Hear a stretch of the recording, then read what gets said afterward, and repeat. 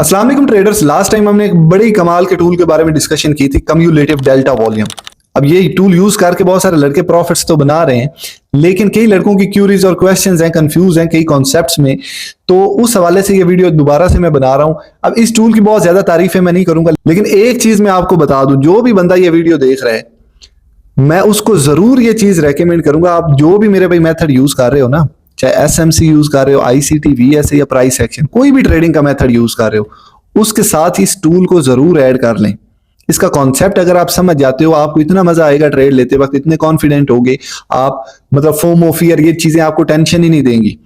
आपकी एक्यूरेसी बड़े कमाल लेवल पे चली जाएगी, और आपको वो सेकंड कंफर्मेशन ये टूल देता है जो बड़े बड़े पेड इंडिकेटर्स या पेड वेबसाइट्स का जो ऑन चेन डाटा होता है, चाहे क्रिप्टो में होता है या वॉल्यूम का डाटा जो होता है आपका, डिफरेंट एक्सचेंजेस का जो पेड डाटा आपको मिल रहा होता है, उससे ज्यादा अच्छा रिजल्ट आपको ये एक सिंपल टूल दे देगा। और ये इतना सिंपल है नहीं। आप लोगों ने ऑर्डर फ्लो का नाम सुना होगा। ऑर्डर फ्लो का जो बड़े एडवांस कॉन्सेप्ट्स यूज होते हैं ना डिफरेंट पेड प्लेटफॉर्म्स पे, उन एडवांस कॉन्सेप्ट्स को ये बड़े इजी वे में ये टूल एक्सप्लेन कर देता है, रियल टाइम डाटा के साथ। ये नहीं कि ये कोई इंडिकेटर, ये टूल है। अब ये टूल यूज किस चीज को करता है? वॉल्यूम को।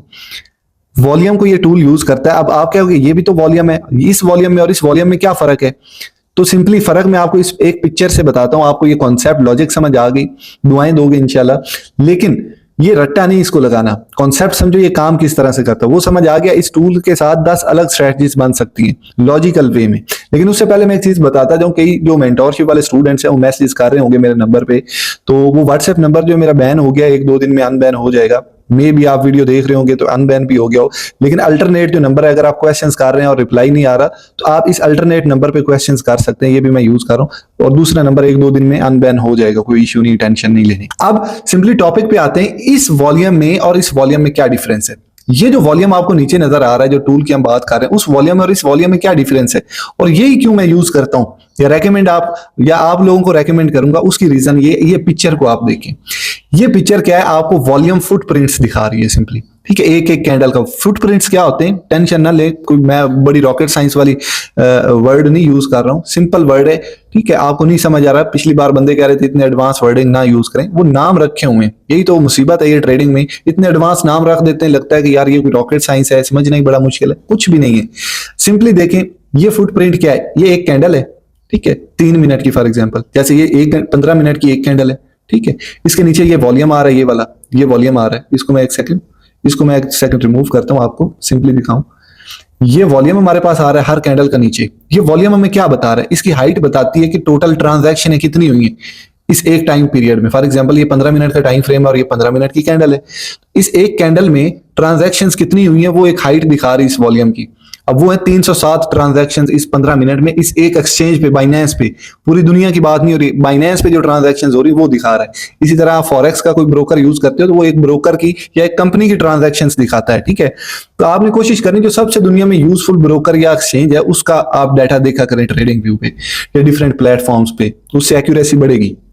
क्या कोई टूल या इंडिकेटर या वॉल्यूम देख रहे हो तो। अच्छा, ये हमें बता रहा है सिर्फ 307, पीछे देखे इस कैंडल में 40, ये इधर बता रहा होता है, ये 39 इस कैंडल की, 124 इस कैंडल में 225 ट्रांजैक्शन हुई हैं। ये हमें सिर्फ ये बताता है कि इस एक कैंडल के अंदर नंबर ऑफ ट्रांजैक्शंस कितनी हुई हैं, वो हाइट वाइज हमें पता चलता है। उससे हम डिफरेंट चीजों को फिर एनालाइज करके आइडिया लगा सकते हैं कि मार्केट कहां से बाउंस बैक कर सकती है। जैसे कि हमने इस प्लेलिस्ट में वॉल्यूम को डिटेल में डिस्कस किया इन 4 वीडियोस में। तो वॉल्यूम के सारे कॉन्सेप्ट उधर वैसे क्लियर हो जाने चाहिए, अगर आपको ये चीजें मुझे बतानी नहीं चाहिए। लेकिन कोई नया बंदा है वो सीवीडी सीखना चाहता है, तो उसके लिए ये चीजें मैं थोड़ा सा सिंपल करके बता रहा हूं। अब इस वॉल्यूम में फर्क क्या है, वो फर्क आपको इस एक पिक्चर से समझ आएगा। ये एक पिक्चर क्या बता रही, इस एक कैंडल में टोटल कितनी टिक्स हैं? 2,23,000 ये 3 मिनट के अंदर ट्रांजैक्शन हुई है फॉर एग्जांपल, ठीक है। 3 मिनट के अंदर 2,23,000 ट्रांजैक्शन हुई है इस एक कैंडल के अंदर, 3 मिनट के अंदर। जैसे यहां पर हमें पता चल रहा है इस एक कैंडल के अंदर 624 ट्रांजैक्शन हुई हैं, ठीक है। तो ये 624 ट्रांजैक्शन से क्या पता चलता है? कुछ भी नहीं। ये नहीं पता चल रहा अंदर बायर कितने थे, सेलर्स कितने थे, एक्चुअल में बायर्स ज्यादा थे या सेलर्स ज्यादा थे। ये हरगिज इसका मतलब नहीं कि ये ग्रीन कैंडल बनी तो बायर्स ही ज्यादा थे। ये ग्रीन कैंडल के अंदर सेलर्स भी होते हैं। अब उस एक डाटा की बेस पर हमें पता चल जाता है कि एक्चुअल में आपका मूव था या नहीं था। इतनी बड़ी ग्रीन कैंडल बनी, लोग फोमो में आकर कहते हैं मार्केट गई ऊपर, जल्दी से बाय कर लो, हल्का सा और ऊपर जाती फिर गिर जाती, ठीक है। इस चीज को फोमो कहते हैं। उससे किस तरह से बचेंगे? अगर अंदर का डाटा आपको मिल जाए, ठीक है। वो कैसे मिलेगा? अभी चेक करें, इस एक कैंडल को ऑब्जर्व करो, इस एक कैंडल को। इस एक कैंडल के अंदर 3 मिनट की कैंडल के अंदर 2,23,000 ट्रांजैक्शन हुई। इन ट्रांजैक्शंस में से ये जो ग्रीन प्राइस पे आ रही, मतलब इस प्राइस पे 1.3 के ट्रांजैक्शन ट्रिगर हुई है, बायर सेलर्स के ऑर्डर आपस में कॉन्ट्रैक्ट हुआ है। यहाँ पर 3.9 के हुआ है। ओवरऑल 1,10,000 बायर्स बाय की ट्रांजैक्शन ट्रिगर हुई है। 1,10,000 बाय की ट्रांजैक्शन ट्रिगर हुई है। इसका मतलब क्या है, समझ रहे हो? इसका मतलब ये है कि 1,13,000 ट्रांजैक्शन सेलर्स की थी, मतलब सेलर्स तो ज्यादा डोमिनेट कर रहे थे इस एक कैंडल में। तो ये ग्रीन क्यों बन गई? ये फेक मूव आपको शो कर रहा है, डाइवर्जेंस इसी चीज को बोलते हैं। तो कई लोग इस एक ग्रीन कैंडल को देखकर बाइंग की होगी। अगर ऊपर कोई सप्लाई पड़ी है या कोई और चीज ऊपर बता रही है कि ऊपर रेजिस्टेंस पड़ी, इस कैंडल में भी ये शो हो रही चीज कि सेलर्स ज्यादा बढ़ रहे हैं। ठीक है, डेल्टा क्या आया? नेगेटिव। ठीक है, आपकी यहां नीचे नेगेटिव ग्रीन रेड कैंडल बनेगी, या ग्रीन कैंडल बनी भी तो छोटी सी बनेगी, वैसे बनेगी नहीं। तो सिंपली डेल्टा क्या है, डेल्टा को समझे। बाय की ट्रांजैक्शंस एक स्पेसिफिक टाइम में जो हुई है और सेल की जो ट्रांजैक्शंस हुई है, इनमें जो डिफरेंस होता है, ठीक है, मतलब एक्चुअल में कौन डोमिनेट कर रहा था उस एक कैंडल के अंदर, उस डिफरेंस को डेल्टा बोलते हैं। यहां पर चेक करें, यहां पर आपकी टोटल हुई है 63,000 ट्रांजैक्शन, और बायर्स की, सेलर्स की 67, टोटल 1,31,000 ट्रांजैक्शन हुई है। ठीक है, तो फर्क जो आया 3,000 ट्रांजैक्शन का आया, इसलिए रेड कैंडल बनी और मार्केट नीचे गिरी है। ये एक्चुअल मूव आपको शो कर रहा था। देखिए ग्रीन के बाद ये रेड बनी, आपको शो हो गया इस कैंडल की वजह से। ठीक है ना, कि ये फेक मूव था, आगे मोस्ट चांसेस थे मार्केट नीचे गिरे, और गिरी भी। ठीक है, फॉर एग्जांपल ये चीज, यही चीज आपको बनी नजर आती किसी रेजिस्टेंस पे, किसी पीओआई पे जो रेजिस्टेंस का था, तो सेकंड कंफर्मेशन बता दी ना इसने। अब ये तो एक कैंडल का हमें वॉल्यूम दिखा रहा है। अब ये आप यहां से ऑन भी कर सकते हैं वॉल्यूम फुटप्रिंट्स, लेकिन ये पेड है। ठीक है, आपको पेड लेने की जरूरत नहीं है, वो सारा डाटा आपको ये एक चीज बता देगी। किस तरह से आप, पता चला डेल्टा क्या होता है, ये भी पता चल गया होगा। एक बाय की अगर कैंडल है तो उसके अंदर जरूरी नहीं कि बायर्स या सेलर्स भी होते हैं, कई बार सेलर्स ज्यादा होते हैं, फेक मूव का पता चल जाता है, जो कि हमें ये सिंपल वॉल्यूम नहीं बताता। ये डेल्टा हमें बताएगा। डेल्टा किस तरह से बताएगा? ये इंडिकेटर का नाम क्या है? Cumulative delta volume. Delta, delta मतलब जो डिफरेंस है आपके बायर्स और सेलर्स में, जो टोटल डिफरेंस आ रहा है उसको शो करता है। अब यहां पर आपको मैं मेन मुद्दे की बात बताऊं, सारी चीजें इसमें डिस्कस नहीं हो पाएंगी। जो बिल्कुल नया है इस वीडियो में, वो ये वीडियो पहले जरूर देख ले, ये वाली। ठीक है, उसके बाद इस वीडियो को गो थ्रू करें। अब देखें, यहां पर मैं आपको एक चीज शो करता हूं। लास्ट टाइम हमने ये हाइकन एशी कैंडल वाला ऑप्शन ऑन रखा हुआ था, स्मूथ आपको ये इंडिकेटर रिजल्ट्स दे रहा था, लेकिन इस दफा मैं ऑफ रखा हुआ। मैं एक चीज दिखाना चाह रहा हूं। एक तो हमें डाइवर्जेंस बता देगी ना क्लियर, जैसे लास्ट वीडियो में हमने डिस्कस किया था। डाइवर्जेंस बता देगी कि मार्केट गिरने वाली, जैसे कि ये डाइवर्जेंस आपके पास बनी है। ठीक है, और मार्केट अच्छा खासा यहां से गिरी है, अच्छा खासा डाउन का मूव आया है। ये आरएसआई वाली डाइवर्जेंस नहीं, मैं बार बार बता दूं। आरएसआई आपकी प्राइस की स्पीड को देखकर मूव करता है, लेकिन ये टूल जो है ये आपके डेल्टा को देखकर मूव करता है, जो रियल टाइम डेटा होता है बायर सेलर्स में, जो एक्चुअल मूवमेंट हो रही है, जो मोमेंटम आ रहा है उसको शो करता है। ये बहुत बड़ी कंफर्मेशन है अगर समझे तो।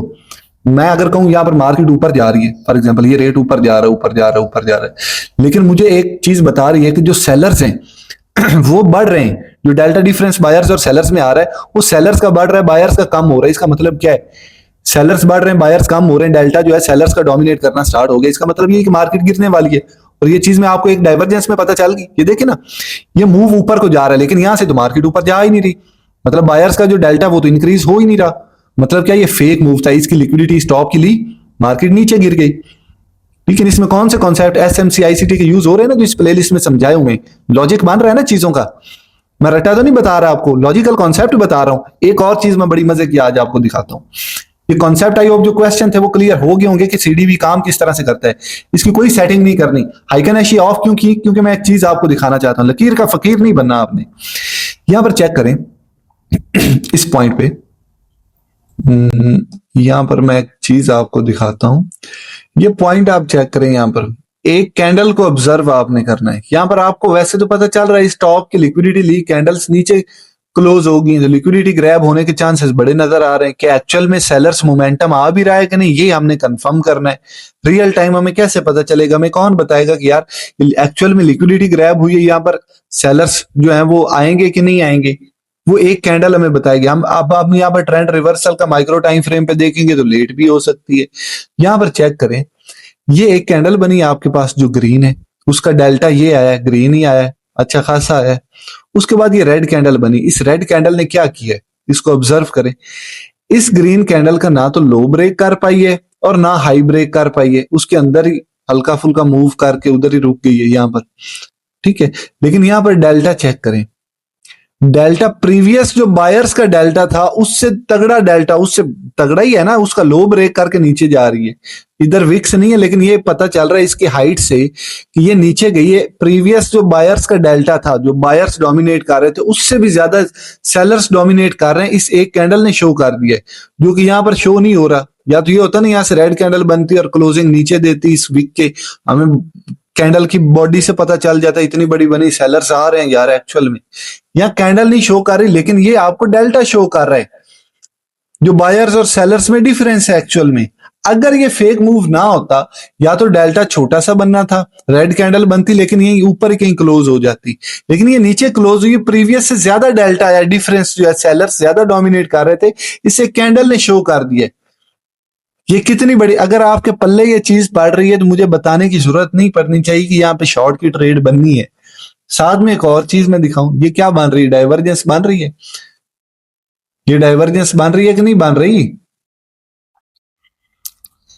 तो आपको आईसीटी का या एसएमसी का कॉन्सेप्ट बता रहा है जो इस प्लेलिस्ट में सीखा है, डाउन की ट्रेड। और यहां पर एक एक खास चीज मैं आपको बताऊं, इत्फाक आपको लगेगा, हालांकि मैं रैंडम ही यहां पर मूव कर रहा था, इधर बहुत सारे एग्जांपल्स मैं आपको दिखा सकता हूं। रैंडम मूव कर रहा था, टाइम क्या हुआ है, टाइम आपको 18 बजे, मतलब पूरे जो न्यूयॉर्क सेशन स्टार्ट हो रहा है वो पॉइंट है।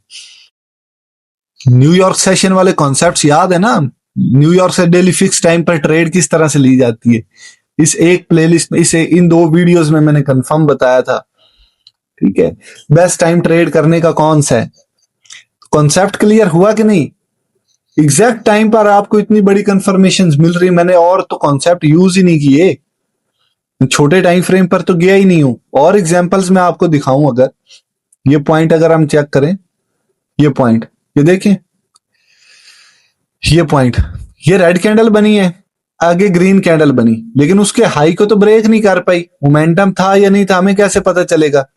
ये चेक कर ले, नीचे में डेल्टा दिखा रहा है, और मार्केट एक्चुअल में बाद में अच्छा खासा ऊपर गई भी है। फॉर एग्जाम्पल, ये नहीं आपने देखना ट्रेड लेने के लिए इस टूल पे डिपेंड है, 100% ही नहीं करना कि यहां पर ये हुआ है और मैं बाय कर लूं। इसके पीछे लॉजिकल रीजन होनी चाहिए, कोई और भी मेन रीजन हो, कोई ऑर्डर ब्लॉक बन रहा था, कोई लिक्विडिटी ग्रैब हो रही थी, या कोई न्यूयॉर्क लंदन सेशन स्टार्ट हुआ है, ठीक है, साथ में ये चीज हैपन हो, तो फिर आपने ट्रेड में घुसना है। इसको सेकंड कंफर्मेशन के तौर पे यूज करना, ये गलत भी हो सकता है, जरूरी नहीं है। रियल टाइम डाटा का क्या मतलब है, मुझे पता चला कि इस अगली कैंडल में पोटेंशियल सेलर्स का आ गया है, अब ऊपर वाला जाने कि यार दुनिया में कोई वेल बैठी, वो बाय करने को तैयार है बैठी, उसने एकदम बटन दबा दिया बाय का, बड़ी तगड़ी बाइंग उसने की है, या इकट्ठे जो एक ग्रुप ऑफ पीपल जो है उन्होंने बाइंग कर दी स्टार्ट। ठीक है, हमें तो उनका नहीं पता ना कब बायर आ जाए सेलर आ जाए, लेकिन हम रियल टाइम डाटा को देखकर एक एनालाइज कर रहे हैं, मार्केट की साइड पे जाएगी। ठीक है ना, इसलिए सेकंड कंफर्मेशन के तौर पर इस टूल को यूज करना है, आपको रिजल्ट्स बड़े तगड़े देगा।